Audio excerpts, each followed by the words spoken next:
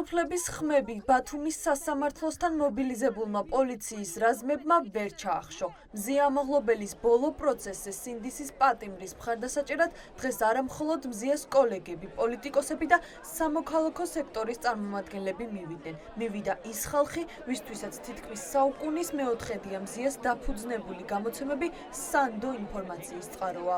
სამწუხაროა, მაგრამ ამავე დროს შეიძლება სიმბოლურიც არის, რომ სწორედ მზია ის ადამიანი, რომელიც დღეს დგას აი ამ ქართული მედიის და დამოუკიდებელი მედიის, მოდი ასე ვიტყვი, გადარჩენის გზაზე, იმიტომ რომ ეს განაჩენი არ უნდა იყოს ეს არ იქნება მხოლოდ მზიასთვის მირჩილი განაჩენი, ეს იქნება მთლიანად სიტყვის თავისუფლების გასამართლება.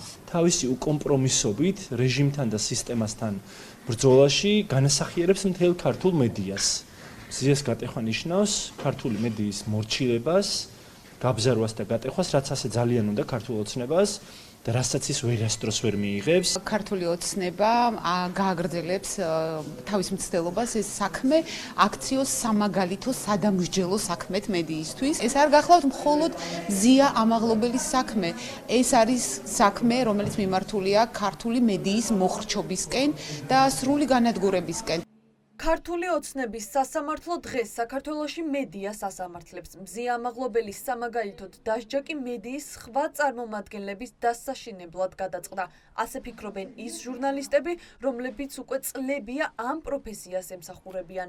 მე ჩავთვლი, რომ საქართველოში მედიის სიკვდილი დაიწყება დღევანდელი დღით. ეს პირველი დღე იქნება იმისი, რასაც ჩვენ ძალიან არ გვინდა, აი გვეშინი არ მინდა ამის თქვა, მაგრამ არ გვინდა რომ მოხდეს, ეს იქნება ძალიან ცუდი. ხელისუფლება ფაქტობრივად აღარ მალავს, რომ რაღაცაერთ მძევლებივით უყავართ აყვანილი. თქვა კიდეც პრემიერ-მინისტრმა კობახიძემ, რომ პრევენციის გამო არის დაკავებულიო, ანუ მზია დაკავებულია, რომ ქართულმა მედიამ კარგად იცოდეს, რომ რა ელის იმ შემთხვევაში თუ ის იქნება თავისუფალი, თუ ის იქნება კრიტიკული, თუ ის იქნება ისეთი, როგორც ხელისუფლებას არ მოეწონება.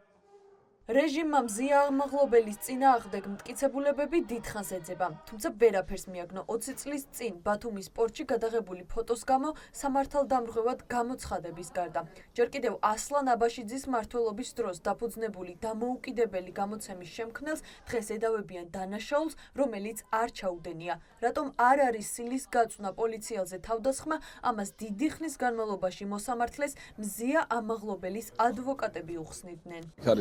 როგორც გამოძიების ნაკოლვანებებზე, ასევე არასწორ პოლიტიკურ შეფასებებზე, რაც საქმეზე კეთდებოდა, არასწორ სამართლებრივ დასკვნებზე, რაც ბრალდება ჩვენი საზრით აქამდე გააკეთა. თუ ამ კვალიფიკაციით და საერთოდ გამოვა მზიას მიმართ გამამტყუნებელი განაჩენი, გვექნება საქმე უკანონო სასამართლო გადაწყვეტილებასთან დარწმუნებული ვართ, ვინაიდან პოლიციელზე თავდასხმა სულ სხვა რაღაცაა, სხვა სიმძიმე აქვს, სხვა დატვირთვა აქვს და ჩვენ ვჯერა რომ იმ მტკიცებულებების, იმ სასამართლო განხილვის საფუძველზე, რომელიც ჩატარდა თვეების განმავლობაში, ამ კვალიფიკაციით და საერთოდ გამამტყუნებელი განაჩენის გამოტანა მზია ამაღლობელთან მიმართებაში არის შეუძლებელი. პროცესის მოლოდინი შეიძლება მკითხოთ იმ ქვეყანაში, სადაც სასამართლო არსებობს. სადაც სასამართლო არ არსებობს, სამართლებრივ მოლოდინებზე რომ შესაუბროთ არაადეკვატური ვიჩნები.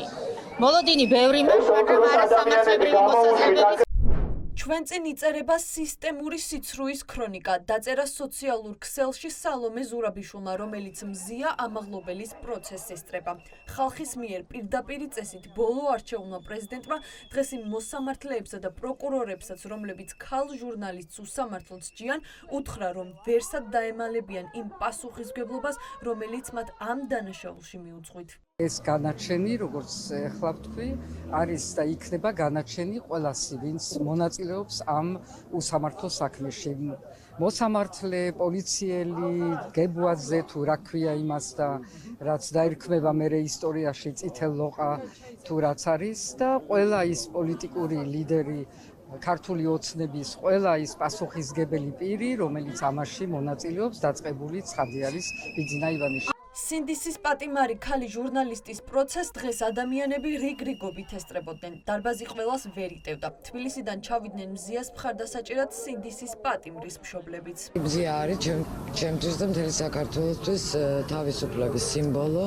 მოყაზე მოცაცუნებისთვის რომ ამხელა წლები აქვს მისჯილი, ეს არის ყოველად აღმაშფოთებელი. ესე იგი ჩვენ ქვეყანაში ჩვენ სახელმწიფო თუ ქვია ამას, საერთოდ ჰუმანურობა არ არსებობს. ყველა მიხვდეს, რომ ჩვენ ვართ ერთი გუნდი, ერთი ოჯახი, ჩვენ ყოველთვის ერთად ვიქნებით.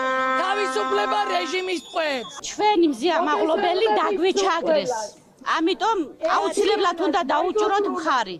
თავისუფლება მზიას, თავისუფლება ჩვენ შვილებს. ცირკად ქცეული სასამართლო სწორედ ამას ამბობდა დღეს სასამართლოს წინ აღმართული ცირკის აბრა, რომლითაც აქციის მონაწილეებმა თქვეს, რომ ქართული ოცნების პირობებში სასამართლო არა სამართლიანობის უზრუნველსაყოფელი, არამედ საცირკო სანახაობა გახდა. მზიას ასამართლებენ, მაგრამ საკუთარ თავსაც ისამართლებენ და ისამარებენ, ასე ვთქვათ, დღეს ბათუმის სასამართლოს წინ ცირკის აფიშაა გაკრული და ეს კარგად მიანიშნებს იმას, აი აქტივისტებმა მოიტანენ, ეს იმას მიანიშნებს, რომ სასამართლო გადაიქცა ცირკად. უსამართლო ეს ყველაფერი რაც ხდება და მე მინდა რომ ამ პროცესის ყველა მონაწილე მიცოდეს ცრუ მოწმეებით დაწყებული და პროკურორი და მოსამართლეებით დასრულებული, რომ სამართალი მართალია ურმით დადის, მაგრამ დადის და ყველა მათგანთან მივა. მზია მაღლობელს არ ჩაუდენია სისხლის სამართლის საქმე და ეს არის სიტყვე რეჟიმის,